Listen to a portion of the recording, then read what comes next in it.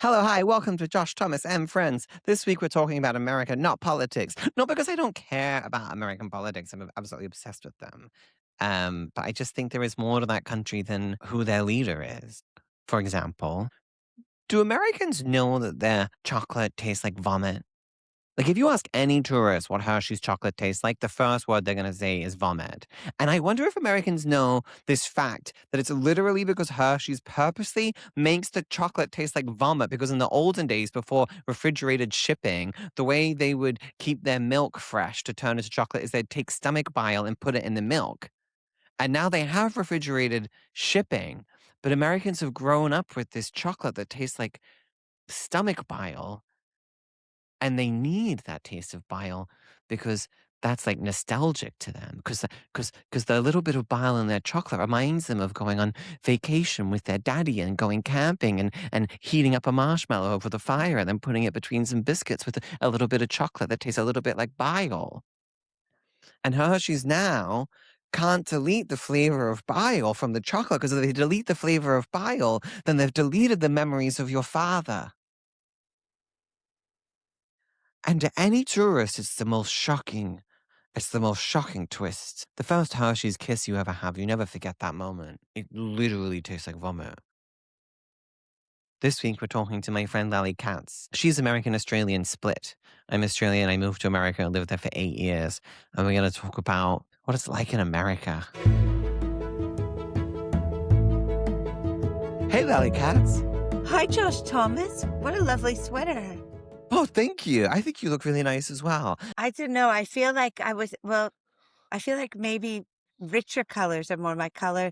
And as I've been told, and then I've been wearing these pastels for years. And I wonder if it was a mistake No, but you have to be in pastel because of spirit. because of spirit. Yeah, Yeah. because of who you are. This week we're talking about America, but we're not talking about politics. Oh, thank Because goodness. what else could anybody add? There's been enough discourse There's about been American enough politics. discourse. And one of the things I feel very sorry for people in America about on like a personal level, my friends and stuff there, is how much they get defined by politics and how much everyone around the world is talking about their government. But there's more to Americans than their government, isn't there? For sure. Just like any country. But America gets so defined by it. And I think Americans define themselves by it quite often, too. Yeah, it's really in their lives. In Australia, we're never talking about the Prime Minister. Not much, huh? Unless they do something so weird. Like they have to do something so crazy for us to bring them up at lunch. Any politician. But America, even before Trump, even like with Obama and everything, people are just like, and the elections are like, so dominating. They're like this giant year-long, completely Yes. dominating experience. There's the warm-up elections, it's like Oh, there's yeah. the primaries and then It's like a full sports round, semifinal, Yes. quarterfinal, Yeah. semifinal, final. It just goes forever and ever and ever and ever. It's so Then there's the much money for midterms. people to have to spend. It's so much money and it's so much money that they're spending to completely dominate your attention, and it just does completely dominate the culture in this way that is exhausting. Yeah, Are you Australian or are you American? I'm both. I'm a You're dual both. citizen. Where's your heart? Somewhere out in the Pacific. Hawaii. Hawaii actually is where my heart is. Yeah, that pink hotel you like to go to in That Hawaii. is truly where my heart is. Well, you grew up in Australia. Well, I'll take you back. I was born in New Jersey, Trenton, New Jersey. Mhm. When I was 3, we moved to Miami. And then when I was about 8 3/4 years old, we moved to Canberra. And then when I was 18, I moved to Melbourne. And then when I was Why 36, I Canberra? moved back to the US. My dad found a job there. He doing computer stuff. This was 1987. And I think it was kind of easy if you were good at something to get a job in Australia. This is what, I don't know, from what my parents have said back then. And my dad was quite good at like whatever, like this sort of like computer programming thing he did. Uh-huh. And they heard Australia was nice, and like we were living in Miami in like this little suburban cul-de-sac, but there were like 3 drug dealers in our cul-de-sac, and there was, like, a gun thing, and they're like, "Let's get out of here." But I feel like everyone I've ever met in Canberra also lives on the same block as a drug dealer, and I don't know how to Uh, explain that. crazily, we moved to Canberra and drugs everywhere, and then my teen Yeah. years, drugs, drugs, drugs. So they really should have just maybe kept us in Miami. But our drug dealers are a bit cuter, no? Like, they're I not don't violent. I mean, like, the drug dealers in our neighborhood were pretty glamorous. One of them had a gold convertible. Really? Yeah, yeah, they were very glamorous. They're really, like, trying to show everyone that they're a drug dealer. Yeah, I guess I don't know, well, this was the '80s, so it was like everything was a bit glitzier. Yeah. Yeah. Not anymore. What am I asking you about? America. Yes. Should we start with our complaints? Okay. The most surprising thing and that was annoying to me about America was the paper. Just so much paper everywhere. I can't believe how often you have to print a form out and drive a form somewhere, or someone will give you a bit of paper. The first time I got there and I realized they were still using checks, someone wanted me to pay them. I had to go and get my checkbook. I felt like are we in a play? What's going on here? They sincerely are still doing it. And then you have to keep the one of the hardest things for me is having to keep your registration insurance printed out in the glove box, and I never have it Mhm. updated. And if the police pull you over, the first thing you have to do in America in front of the American police is open your glove box, which just seems like so crazy. Like you have the internet, can't you just like look up it up on the internet? And then because they invented the internet, but I was shocked at how analog they are. It is shocking how analog and how often things are paid for by check, and the other thing with the insurance is, it's like, it's not even for a full year, it's for 6 months, and then you have to change it over. I remember growing up watching all these sketches about the DMV, like the sloth in that movie. Nothing can prepare you for the reality of the DMV. I cried at the DMV twice. I queued up for 6 hours and I got to the front of the line. And then she checked what papers I was supposed to bring, all these things I was supposed to have printed out. And she said, "Oh, you're missing this form because you're from overseas." And I'm like, "Where on the website does it tell me to bring that form?" And she's like, "You just have to know to bring this." And it's also, like, something you can just look it up, and, like, can't you just, like she, like, gives me the website to type in a number to see the form. It's like, can't they just type it out? Like, look at it. She's like, "No, you have to go home, print it out, and bring it back." And then also having to bring that Social Security card, which is actually so important. They wanna see the physical card, and it's like a tiny little scrap of cardboard, and it has a Yeah, it's number on it. very, What very very weak, actually. flimsy paper. It's not Flimsy. like this apparently is so vital to you. It's credit card size. You get one for your whole life. It's not even on as nice a cardstock as an IKEA catalog. It's on like the lowest quality. When I got my social security card, I wrote the number down and then I threw it in the trash. And then I told my friends, and everyone was like, "No, no, no, no, no, no, no. That's like so precious. How is I supposed to know that's precious? What are the indicators on this social security card that it's precious? It looks like it's not as nice as a birthday card. No, no. There's no security features, and but for some reason, you have to take the physical card to show them. I mean, if you're 30, they printed that out 30 years ago. There's 80-year-olds there with an 80-year-old bit of paper that's a Social Security card. I mean, my Social Security number, though, is like I know you don't believe in this, but it's Mhm. all over the dark web. Like, I'm constantly getting alerts saying your details are all like, so I'd love to actually start again and get it, but I I couldn't can't tell bear if it. those alerts are scamming you or not. I No, genuinely can't they're from my tell. bank. From the dark web, what is the dark web? Like, this idea of there being, like, a dark web is so I don't know, like, maybe I froze all my credit, so they can't open accounts or so I'm not sure. I don't know what they're doing with it. That's the I'd other love to weirdest thing know. about America is a credit score. You have to have a credit card. I moved to America and I Yeah. had to get a credit card so I could get a credit score to live my life. You cannot live there without a credit card. Well, do you know what? I no longer have a credit score. I closed all my credit cards. So I just can't borrow. You can't borrow money, but you couldn't rent a house. Right? Like, you own a house, so that's okay. But if you wanted to rent a house, they would look up your credit score. And unless you have a Yes. credit card, then you can't have a credit score. Like, there's so many things that you can't do in America unless you have a credit card. You're like backed Yeah. into a corner. Because I'd never had a credit card in my life in Australia because I don't trust myself with it. And Yeah. in America, they're like, no, you have to have one. Yeah, you have to That's have insane. but I've got one now where it's like it's not a credit card, but it's like you can use as a credit card, but it doesn't count towards my credit score. You got rid of your credit score because of the dark web? No, I got rid of all my credit cards because I thought of them as money.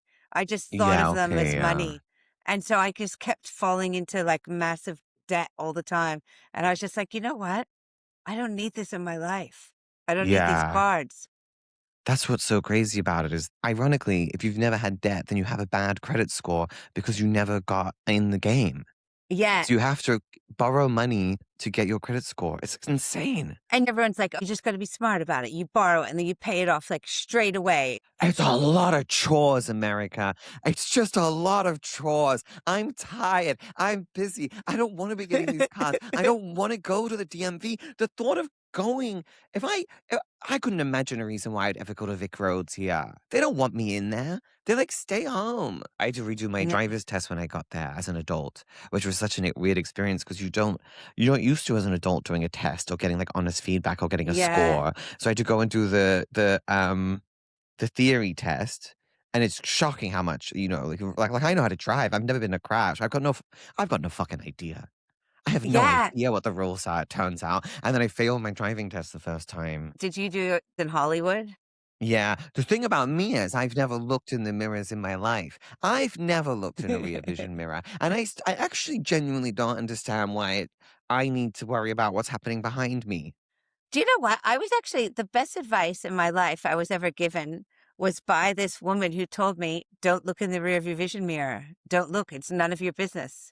It's And none of my fucking business. it's none of your business. And all it does is stress you because there's cars like right up behind you. It's like, don't look behind. Don't look What? behind. It's up to them not to hit me.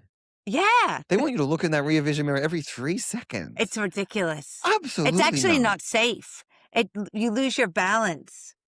I don't think Don't you think you get a bit like your balance gets a bit funny when you're looking in the mirrors all the time? Absolutely, I would get in a crash if I looked in the rear vision mirror, yeah, absolutely. What about when because the paper's so hard, I'm so disorganized, I'm always just, like my whole life there, I'm just fucked. I didn't know I needed something, and then I turns out I did need it, and then I'm going to get it, and then I didn't have some other thing, Yeah, and then what about when I had that camping trailer, that that beautiful was camping trailer, right?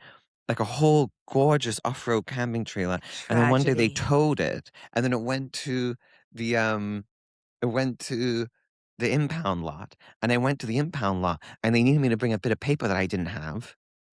Some, like, That owner's transference bit of and you paper were when I about to bought go it, and you overseas. have a 7-day limit to pick it up, and I can't get the bit of paper in 7 days, so I was like, "Oh, I guess you just have my trailer now." That was it. That was one of the biggest tragedies.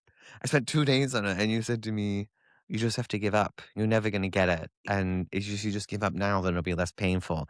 And then I just let it go. Do you know what though? That was my advice to you, and I do stand by that advice because do believe if you'd spent 3 weeks on it, you wouldn't have gotten the trailer back.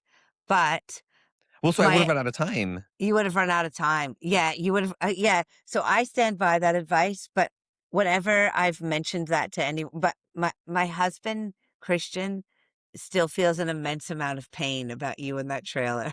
Oh, everybody does. It's agony. Also, it was so beautifully set up. Can you imagine all the little gorgeous cutlery sets and the beautiful Yeah. camping plates? I had like a whole separate set of Japanese knives because one of the things that I always find tough about camping is you have that shit knife. So I had like a really beautiful Oh, knife in there and all this like nice oh. linen and good pillows. I only ever went away in the trailer 3 times. Each one of those Wait, you trips couldn't cost. even they wouldn't even let you have the stuff back from it? No, of course not. They're not saying like, "Oh, why don't you just go through and get your stuff out of it?" No, Ah. absolutely not. You know, it is painful. It is painful.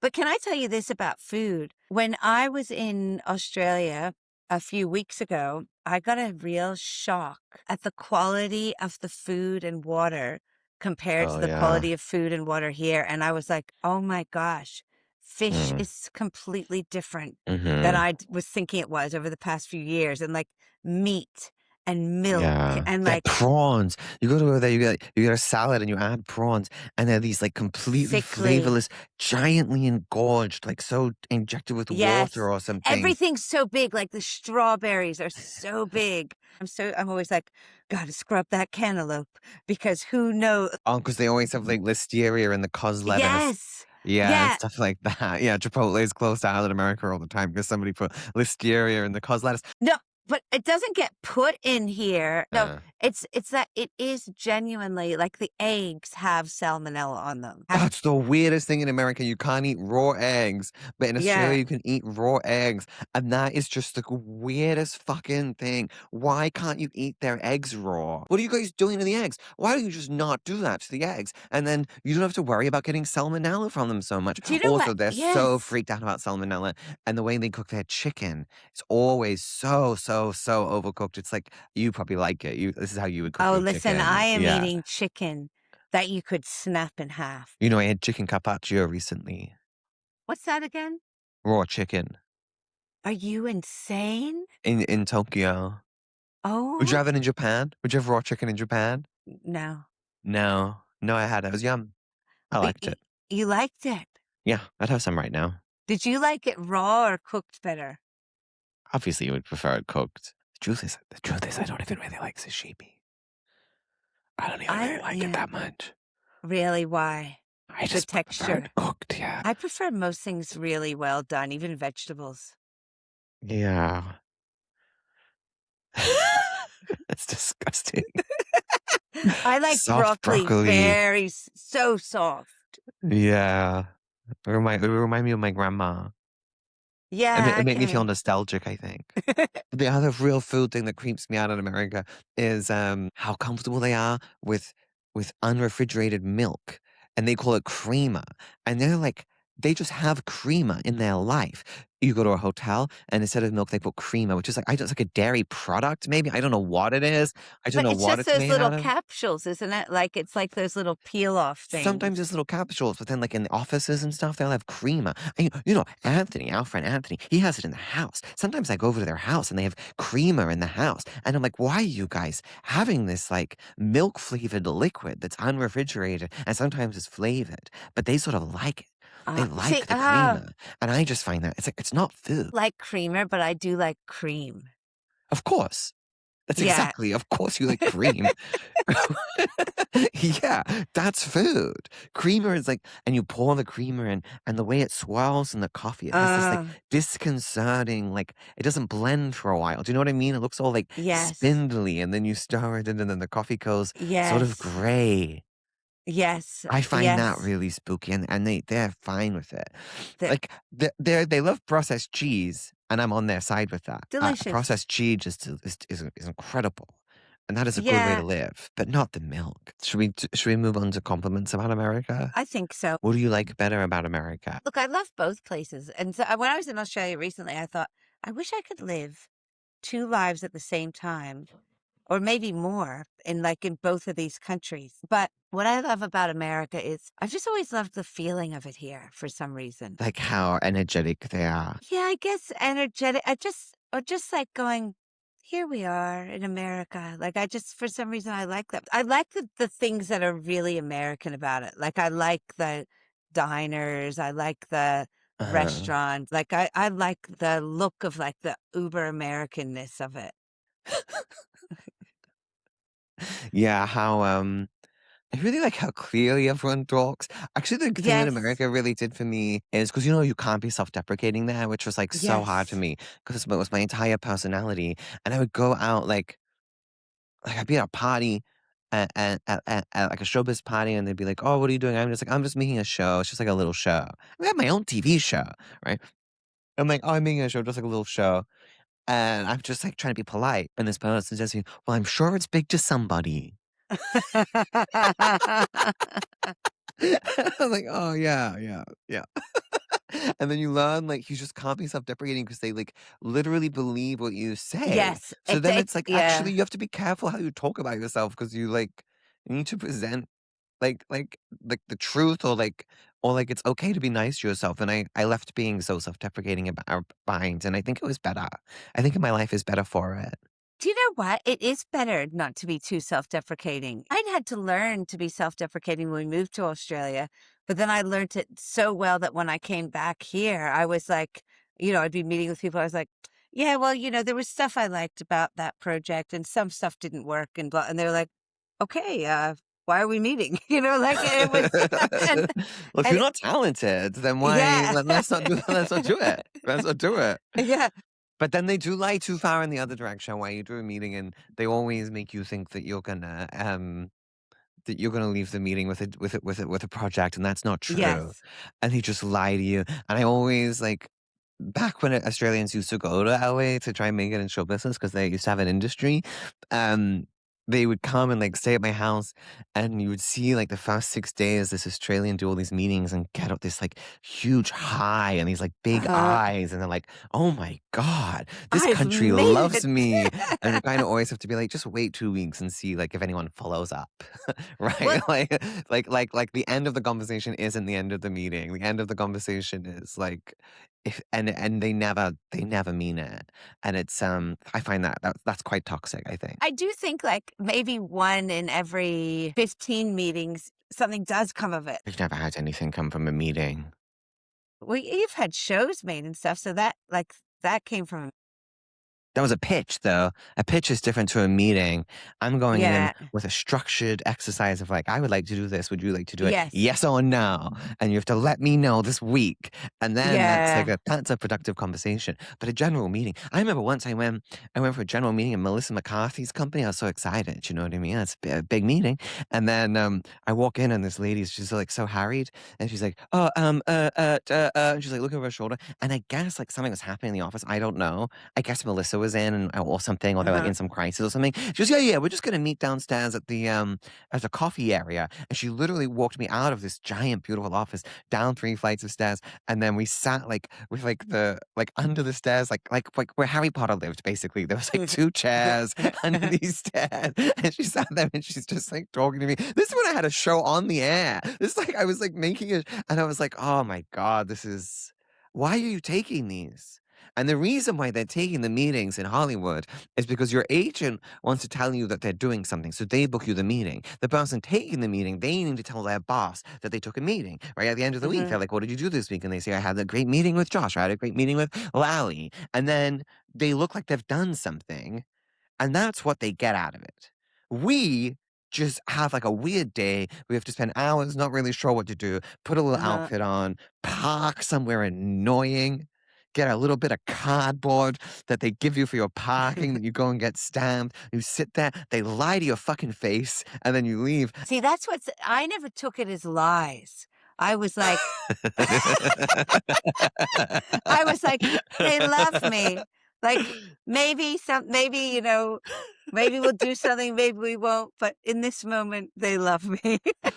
But anything positive to say about America would be nice to. I actually really like just that people tell you their inner monologues all the time, like, that you don't even have to scratch the surface, and everyone's, like, kind of reveals their id to you, which is I Yeah, you quite have a like. real chemistry with, like, a random American on the street, and you're like you're like a person who talks to people, we're always out, you're always talking to people. I'm obviously not doing that, and, and yeah, you do, like, have all these, like, characters that are telling you so much about their life. Whenever I walk through your building, when you used to live in that building and just getting from, like, the apartment to the pool, by the time we got down there, I would find out about, like, a birth, a death, Oh, someone's doing everyone so yeah. amazing someone's nephew doing something in an exam, like a talent quest, like, you would get so much info from everybody. I look, I used to get a lot of info in Australia too, but here it's like you get like a monologue. And look, I've got a whole new thing that I love now in America, which is like, well, unfortunately my son doesn't want to play anymore, but I was sort of forcing him to play like baseball. And I went in deep and I was like the team mom and I would wrangle the kids in the dugout and I would organize who did snacks and what on what game and I really loved that, and it's with deep regret. But I'm very sad that he refuses to play anymore because my hand, like, when it would come to sign up time, like, my hand would literally be shaking, like, I'd be like, "Okay, great, we'll sign up," and now we're not signing up for fall ball, Why but doesn't he wanna play anymore? boring. Yeah. It is boring on the field. Yeah. And also, I think it was just, like, me being, like, too into it I and too like wondered, as you were telling the yeah, story, I thought, "Did you?" yeah. I think he liked it when we were just, like, outside playing with other kids, and I'd be pitching to him outside, but, like, Mhm. I do think kids' sport is, like, a bit overly like, people like me get involved, and it's not fun anymore. Did you get mad at anybody during? I'd be like, "Maximo, wa watch the ball," and and then he would be on the field going, "Ah, ah," at me and, like, pointing at me going, "Ah," and I'd be like and, Yeah, I'd be like, yeah. "Hey, pay attention." But he's like, "I'm 5." But It's 5 years old. well, now he's 6, so, I'd, like, get too serious and I'd be like, "Look, I don't care how well you do, I just wanna see you doing 100% effort." And he said, "Oh, we could just not do it anymore. Oh, that's a Yeah. shame. You flew too close to the sun." Too close to the sun. Hey, your book's behind me. Oh, My Ghost Vagina. Looks hi, good, huh? Bookie. Yeah. I like how you have it with other yellow things. And if you look to the thank yous, you will see yourself in there. What? Yes, of course. What? Wait, I have a thank you? I don't think I've ever had a thank you. Acknowledgements. I mean, you're gonna be a little No. disappointed when you see how many people I have thanked, but Pages and pages of things. and Wow. yet Oh, there are still wow. some people I Josh forgot. Thomas for reading early parts and giving me feedback, and also for telling me definitely to check with people before using their real names. It's good advice. Good advice. Yeah. Yeah. I'm quite early in the things, which I'm happy about. Oh, there's that boy that you told me had a crush on me, and then I tried to kiss him, and then it turns out he didn't. And I kissed him too. I Wait, kissed he's him. not in there. The thank you? Is he not? No. Oh, it's a different one. A different with that name. Oh, God, that yes. was that was dark day for me. You tricked me into believing this boy had a crush on me. I thought it was like a fact. Then I went up and kissed him, and he was like, "What are you doing?" I've done that twice in my life. I know that I'm caught. You told me a boy had a crush on me, and then I just like kissed him, and then I'm both like, Well, I thought he did. "Yeah, but you need to see it from them, don't you? You can't just take it from a third party and then kiss them." I thought I was really making their day. All right, well, goodbye. Goodbye. Goodbye.